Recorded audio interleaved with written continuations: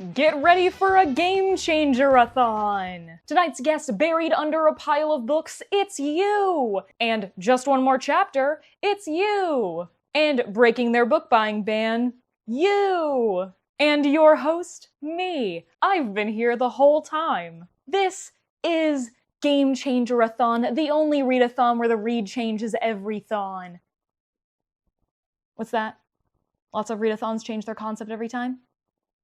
Okay, the only readathon based on the hit show Game Changer. I am your host, Julie's Reading, and I am joined today by these lovely contestants. Now, you all understand how the game works. That's right. These players have no idea what game it is they're about to play. The only way to learn is by playing, the only way to win is by learning, and the only way to begin is by beginning. So without further ado, let's begin. Players, today's game is a simple one. From May 18th to June 1st, you are going to be reading as much as you can. You will be picking what books you are reading based on a bingo board inspired by this very show. And the best part? You won't even know what all the prompts are until the readathon begins. The readathon will last for 2 weeks, starting May 18th at 7 p.m. Eastern with the launch of Episode 1 of Season 8 of Game Changer, and lasting until Episode 2, 2 weeks later on June 1st, whenever the episode is over. We'll watch the episodes together, and between, we'll read as much as we can based on different prompts inspired by different episodes in different seasons of the show. In order to participate in the readathon, you can read as much or as little as you like, participate online as much as little as you like, whatever you'd like to do. There will be a Discord dedicated to the readathon for people to chat. There also might be an Instagram made, but there will be challenges for you to post on your socials inspired by the readathon. Links to everything you would possibly need will be in the description, so check those out when you finish the video. Now let's get to the bingo board, which of course is inspired by the episode Bingo. Every square is going to be dedicated to a season, except for the middle, which is going to be inspired by the show as a whole. I decided to pick the episodes that best lent themselves to prompts that also weren't directly parodies of other shows, or spun off into their own dropout shows themselves, rather than just the popular episodes. I'd like to thank everybody who helped me decide what prompts I should do: Rachel, Katie, Holly, Austin, my book club, Andrew, Justine, Artemis, and especially Danny, who definitely went far out of your way to help me select stuff. Some of your edits to my prompts did make it into the readathon. Really appreciate everybody's opinion, and without further ado, let's get into the prompts. Starting with the middle, we have, now players, you know how the game works, which of course you don't. So you are going to be reading a book in which you don't know what the book is about going into it.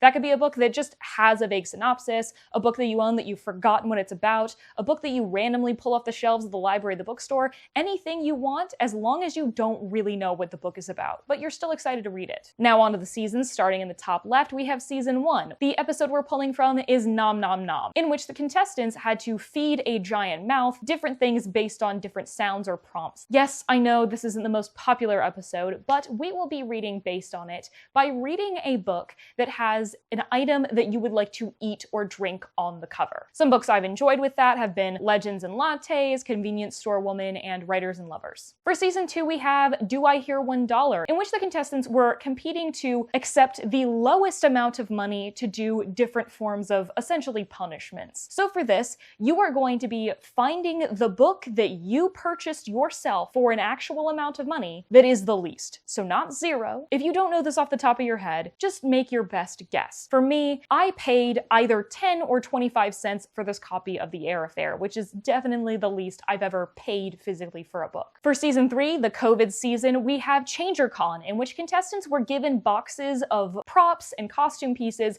and they had to make impromptu cosplays to different prompts. For this, you're going to read a book that has multiple, very different covers that were released at some point in your country. This is the prompt that I'm going to get the most questions about. It has a little bit more complication to it. There's things I want and don't want. To make this easy, I'm just going to talk a lot about it. Internationally, books get different covers. That's how publishing works. So I want you to focus only on where you are and see if there was a difference between maybe the hardcover and the paperback. And I don't want superficial changes like color. I want a full redesign. So the most common way this happens is if a book goes from hardcover to paperback, they suddenly release release a different cover for the paperback. This happened with Will of the Many. And then Strength of the Few was actually released with 2 separate covers for one book, which absolutely would count. Something I don't want to count is something like Beautiful World, Where Are You?, where the color just changed. It's fundamentally the same art on the cover. Another thing that might have happened is going from indie to traditional publishing, like Out on a Limb,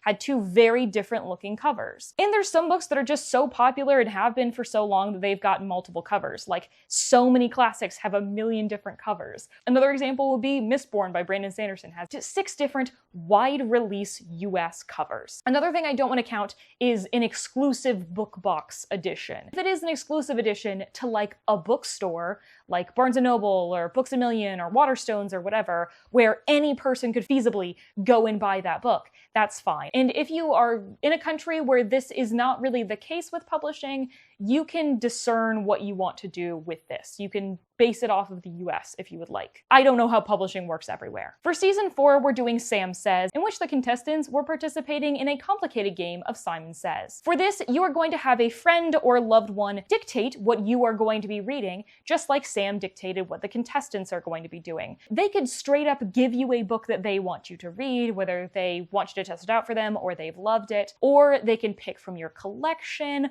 or you can give them a selection of books to pick from, and they can select from there. You can give them as much or as little information as you want to give them. Give them more than just a couple of options, though. Skipping over the middle to season 5, this was the hardest one to come up with because I came up with a fantastic prompt for just about every single one of these episodes, and if I hadn't stopped myself, I may have made this whole readathon just season 5. But the one that I'm going to be going with is Karaoke Night, in which the contestants had a karaoke book in front of them with real artists listed with fake song names, and they, along with an accompanist, had to improv a song by that artist with that fake title. So for this, you are going to take your favorite album of all time, and you are going to somehow connect it to a book in any way you can find. I want you to try sticking to the album itself rather than a specific song on the album or the artist, but if you have to do that, that's okay. For example, one of my favorite albums is Wasteland Baby by Hozier. So I could find a book that has a similar color cover, like Beartown by Frederick Bachman, or a person who is in the water, like The Water Dancer. There's a little boat with refugees on it if you look really closely, so I could read something like Small Boat. Or the book is set in a wasteland, so I could read The Road. Or a baby's important to it, so I could read The Name. Or there's punctuation in the title, like Martyr. So many possibilities. And if you have to go into the artist or the song, that's okay. Like Hozier's first name is Andrew, maybe first or last name could be Andrew from the author. He's Irish, you could read from an Irish author. For season 6, we're pulling from the episode Deja Vu, in which the contestants were competing in a seemingly impossible quiz, until it turns out that they were stuck in a time loop and they had to keep doing the quiz over and over in order to complete it. Just like the contestants had to refresh themselves on the details of the quiz, you are going to be refreshing yourself on a book you've already read by rereading it. This is a prompt I haven't seen many readathons do, if at all, so I'm really excited about it. I'm probably going to be rereading Catching Fire. For season 7, I am so happy I got to shove in my personal favorite episode of Game Changer, which is 1 year later. I don't know how they're ever going to top it. This is where contestants had 1 year to complete a list of wild tasks, however they saw fit. For this, you are going to be reading a book that you either acquired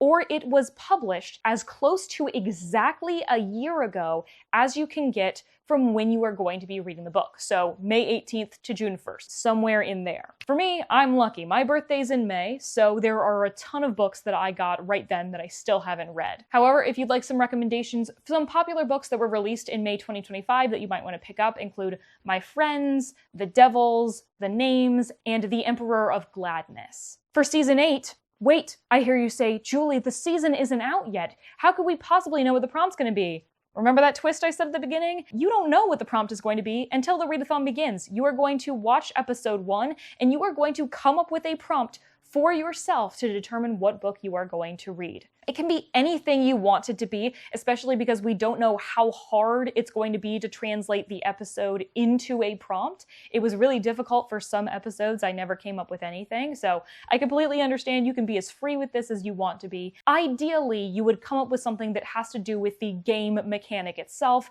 rather than just something that happens or is mentioned in the episode. But if that's not your journey, it's okay. I will be sharing what I end up choosing as my prompt, and there will be a whole channel dedicated to discussing what people are going to choose for their prompt. There will also be different badges as you complete more books for the Readathon, just to encourage you. So if you read just one book for the Readathon, you can get the Happy to Be Here badge inspired by Oscar. If you get one bingo, you will get the Causing Chaos badge inspired by Allie. If you get 2 bingos, you will get the Try Hard badge inspired by Brennan.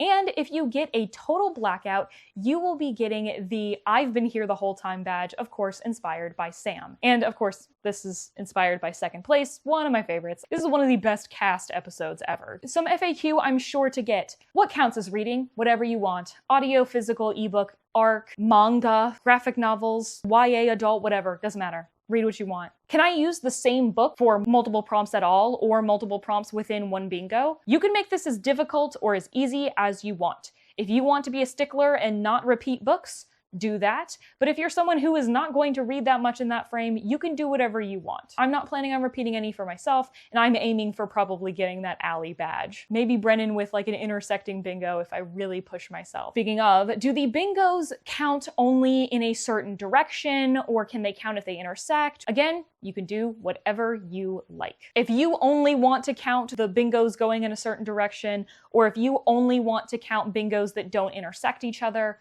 you can do that. But if you want to make it as freeform as you want, and you want to have multiple bingos coming from the same couple of books, go for it. And does this book count for this prompt? If you think it does, it does. Nobody is going to be telling on you that the book doesn't 100% line up with the idea.